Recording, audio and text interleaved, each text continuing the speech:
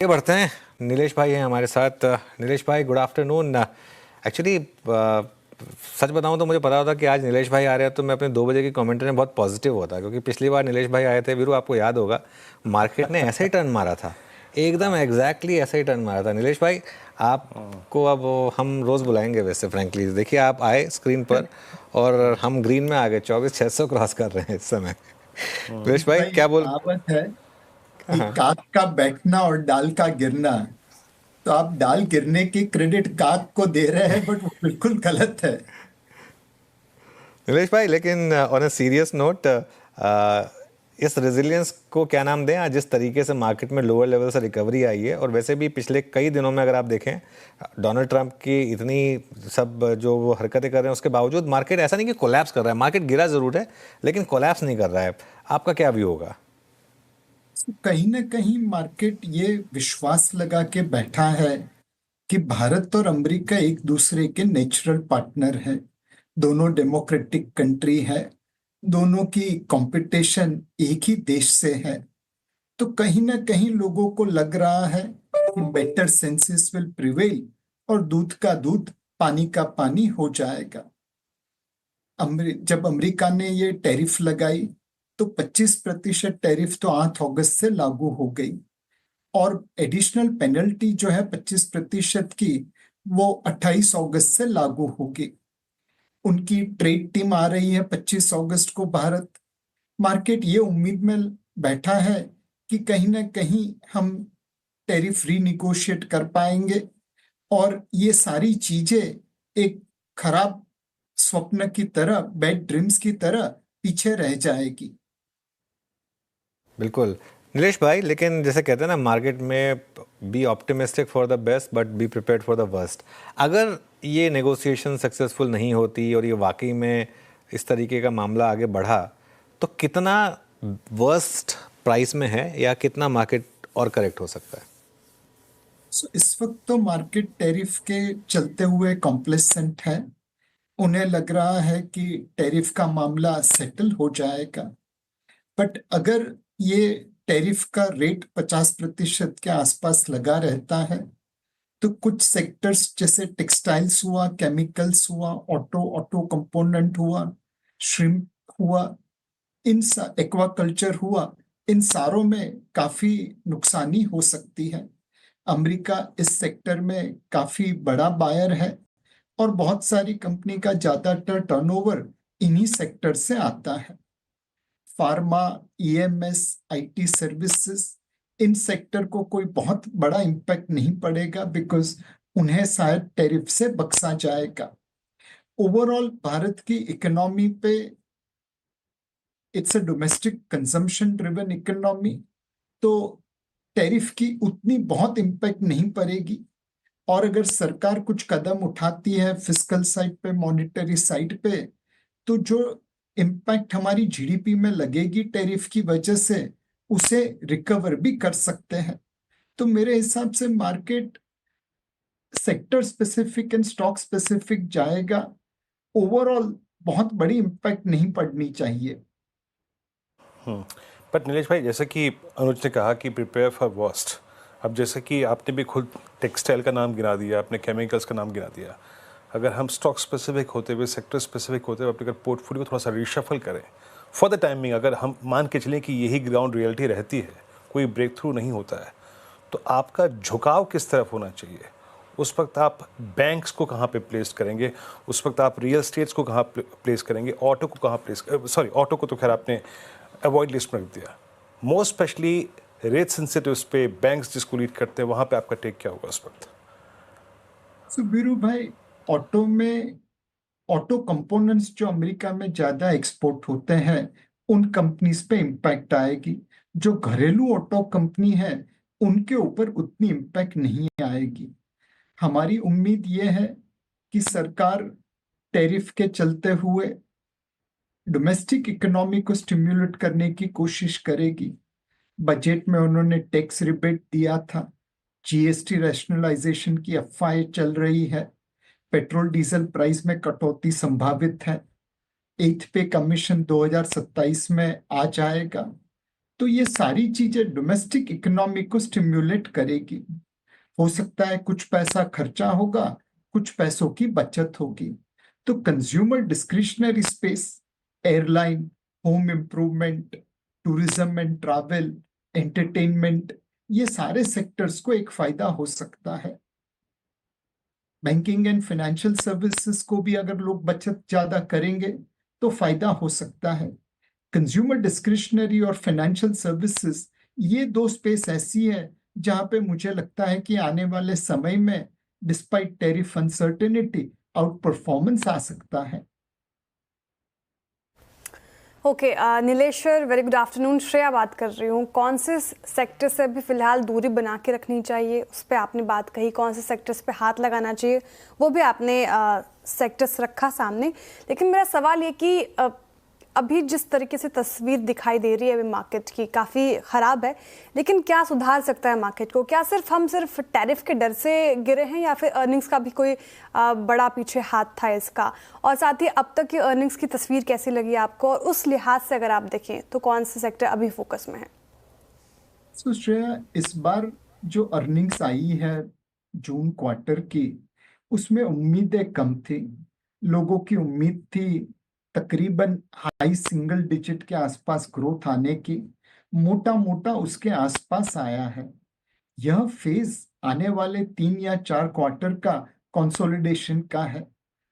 हमारी अर्निंग्स थी तकरीबन 4 लाख करोड़ 2020 में। इस साल तकरीबन 18 लाख करोड़ के आसपास पहुंचेगी। तो ये जो 4.5 टाइम्स जंप हुआ है अर्निंग्स में, उसके बाद एक कंसोलिडेशन आना स्वाभाविक है। तो अर्निंग्स में मोमेंटम कम हुआ है, लेकिन लोगों की उम्मीद के आसपास ब्रॉड मार्केट की अर्निंग्स आई है। इस वजह से आने वाले समय में रिटर्न मॉडरेट हो जाएगा। लोगों की अगर ये उम्मीद है कि उन्हें 20-25% रिटर्न पिछले 5 साल की तरह आने वाले समय में मिलना चाहिए, तो वो निराश होंगे। अर्निंग्स ग्रोथ कम हुआ है, वैल्यूएशन में री रेटिंग होने की चांसेस बहुत कम है। तो आपका मार्केट रिटर्न अर्निंग्स ग्रोथ के आसपास ही रहेगा, उससे बहुत ऊपर नहीं रहेगा। ओके नीलेश भाई, इस समय फिर देखिए एक चीज़ बहुत क्लियर है कि एफआईआईज अभी इस मार्केट में आने के मूड में है नहीं। डोमेस्टिक इन्वेस्टर्स भी अगर आप देखें तो पिछले 1 साल में 0 रिटर्न बना है इस मार्केट में। तो कैसे कन्विंस करें फिर आप तो खुद एक फंड मैनेजर हैं, एक इन्वेस्टर को कि नहीं मार्केट में, इसी मार्केट में आपको पैसा लगाना है, क्योंकि एक तरफ क्रिप्टो है, वहाँ अच्छे रिटर्न्स मिल रहे हैं। आजकल आप LRS स्कीम के थ्रू बाहर इन्वेस्ट कर सकते हैं, वहाँ अच्छे रिटर्न्स मिल रहे हैं। US मार्केट्स में अच्छे रिटर्न्स मिल रहे हैं। तो थोड़ा सा इस समय एक डोमेस्टिक इन्वेस्टर को कन्विंस करना कि नहीं इक्विटीज़ ही अभी भी एक वे फॉरवर्ड है, ये क्या आसान होगा इस समय? अनुज भाई, LRS के जरिए अगर आप बाहर की दुनिया में निवेश करना चाहते हैं तो वो उचित है। थोड़ा बहुत डाइवर्सिफिकेशन करना जरूरी है। ऐसे बहुत सारे बिजनेस है जो भारत में एग्जिस्ट नहीं करते, वह बाहर की दुनिया में मिलते हैं। तो थोड़ा डाइवर्सिफिकेशन आपके पोर्टफोलियो का करना उचित है। बट एक बात याद रखिए कि पिछले 10, 15, 20, 25 सालों में भारत ने ऑलमोस्ट दुनिया के सारे देशों के समकक्ष या अधिक रिटर्न दिया है। US और भारत के रिटर्न में बहुत बड़ा अंतर नहीं है। इमर्जिंग मार्केट में भारत अग्रसर है, बाकी लोगों से काफी आगे है। तो डाइवर्सिफिकेशन जरूर करिए, बट जो विनिंग हॉर्स है उसके ऊपर बेट लगाना छोड़ना मत। जैसा मैंने पहले कहा कि अगर महंगाई आपकी सिंगल डिजिट में आ गई, लो सिंगल डिजिट में, तो इक्विटी रिटर्न डबल डिजिट में कितना आगे रहेगा? कहीं ना कहीं रियल रिटर्न तो वही मिलने वाला है। एंड भारतीय मार्केट में एक लंबी अवधि के लिए जो निवेश करेगा, उसके लिए शायद आज भी रियल रिटर्न उतना ही मिलेगा जितना उसे पहले मिलता था। तो डाइवर्सिफाई जरूर करिए ग्लोबल मार्केट में, but India is a winning horse, इसको भूलना मत। अच्छा नीलेश भाई, एक बताइए, डाइवर्सिफाई किस तरीके से करें? अभी एक और है मेरा प्रश्न यहाँ पे, अभी मान लीजिए मैं कोटेक के फंड्स में निवेश करता हूँ, अभी लार्ज कैप फंड पे, मल्टी कैप, ये मिड कैप फंड पे या फिर फ्लेक्सी पे फोकस करूँ? आई मीन बेटर क्या रहेगा इस वक्त अगर मेरे को एक फंड फ्रेश चूज करना हो इस वक्त? तो मैं कर चुका हूँ, हालांकि मैं आपसे वो नहीं बताऊंगा। वीरू भाई, आपसे यही दरखास्त रहेगी कि आप अपने आप को पहचानिए। एक मिर्जा गालिब का शेर है, उम्र भर भी यही करता रहा, धूल चेहरे पे थी, आईना साफ करता रहा। ये निवेशकों के बारे में बहुत एप्लीकेबल है। अगर आपने कोविड की अंधाधुंधी में खरीदारी की तो आप एग्रेसिव इन्वेस्टर हैं, आप इस वक्त स्मॉल कैप या मिड कैप ले सकते हैं।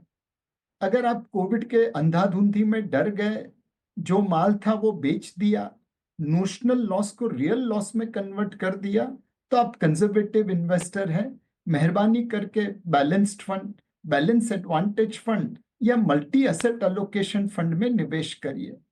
और अगर आपने कोविड के समय में जो चलता था चलने दिया, एसआईपी को रोका नहीं, खरीदा नहीं बट बेचा भी नहीं, तो आप एक एवरेज इन्वेस्टर हैं। आप लार्ज कैप या large and mid cap fund में निवेश कर सकते हैं। मार्केट से ज्यादा अपने आप को परखिए, आपकी रिस्क प्रोफाइल क्या है, उस हिसाब से निवेश करिए। ओके, रिस्क प्रोफाइल के अकॉर्डिंग निवेश करना चाहिए। वैसे नीलेश सर, थोड़ा सेक्टर स्पेसिफिक अगर मैं हूँ, हालांकि आपने बहुत सारे सेक्टर्स को लेकर बात की, कंजम्पशन आपके रडार पर है, बहुत बड़ा सेक्टर है ये अपने आप में। अगर इसको थोड़ा सेग्रीगेट करें, थोड़ा डिवाइड करें, तो रुझान किस ओर होगा? आपको ई कॉमर्स स्पेस को लेकर आपने देखा होगा, इटर्नल के जैसे नंबर आए, फिर स्विगी भी चला उसके बाद, तो इस तरफ आप क्या सोचते हैं, स्पेशली कोई कॉमर्स स्पेस को लेकर? श्रेया, अगर क्विक कॉमर्स को हम देखें तो ये लोगों को कंजम्पशन के लिए प्रोत्साहित कर रहा है, एक कन्वीनियंस प्रोवाइड करके। एक एडिक्शन लग रहा है लोगों को कि भाई आप अपने फोन से आप कुछ भी चीज ऑर्डर कर सकते हैं, and it is resulting into over consumption probably, और it is resulting into higher consumption. इसमें जो विनर होंगे वही सारा पैसा बनाएंगे। मोस्ट ऑफ द फिनटेक्स या न्यू इकोनॉमी कंपनीज में हमने देखा है कि एक या दो लोग ही पैसा बनाते हैं, बाकी जो तीसरे चौथे पांचवें नंबर पे है उनको कोई ज्यादा भाव नहीं मिलता।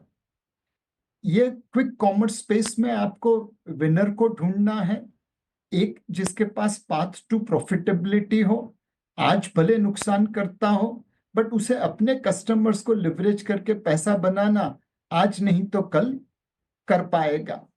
दूसरी चीज है, उनके पास कैपिटल होना चाहिए ताकि इस कॉम्पिटिटिव स्पेस में वो खड़े रहे अंत तक। जिसके पास कैपिटल एक्सेस नहीं होगी वो बीच में ही गिर जाएगा। एंड तीसरा, आपको एक वॉलेटिलिटी के लिए तैयार रहना पड़ेगा। ये सारे बिजनेस इवॉल्विंग है, लोगों का अनुभव इनके बारे में कम है, तो जाहिर है कि मार्केट में वॉलेटिलिटी इनमें बनी रहेगी। तो आपको थोड़ा कॉन्ट्रा इन्वेस्टमेंट इस स्पेस में करना पड़ेगा। तो विनर को ढूंढिए जिसके पास कैपिटल हो, जिसके पास पाथ टू प्रॉफिटेबिलिटी हो, और थोड़ा कॉन्ट्रा इन्वेस्टमेंट इस क्षेत्र में करना पड़ेगा। नीलेश भाई, नॉट बैड। आप आए 250 पॉइंट। कौन कहता है नीलेश भाई सिर्फ लॉन्गर टर्म पे फोकस करते हैं? शॉर्ट टर्म भी चलता है। 250 point Nifty as a day high 24,602। आया कीजिए नीलेश जी, रोज वक्त निकाला कीजिए। इसी प्रकार की गुफ्तगू होगी तो मजा आएगा, क्यों अनुज, है ना? बिल्कुल, मैं तो पहले ही कहा था, शो की चर्चा के शुरू में ही कहा था मैंने तो कि नीलेश भाई आए, और पिछली ये सेकंड टाइम रनिंग कि नीलेश भाई आवाज़ पर आए और मार्केट ने पूरा का पूरा यू टर्न मार दिया। वीरू, बहुत बहुत शुक्रिया नीलेश जी, बहुत बहुत शुक्रिया। और थोड़ा सा हिम्मत दिलाने के लिए इन्वेस्टर्स को, और ये हरा रंग और एक बार फिर से स्कीम लाने के लिए।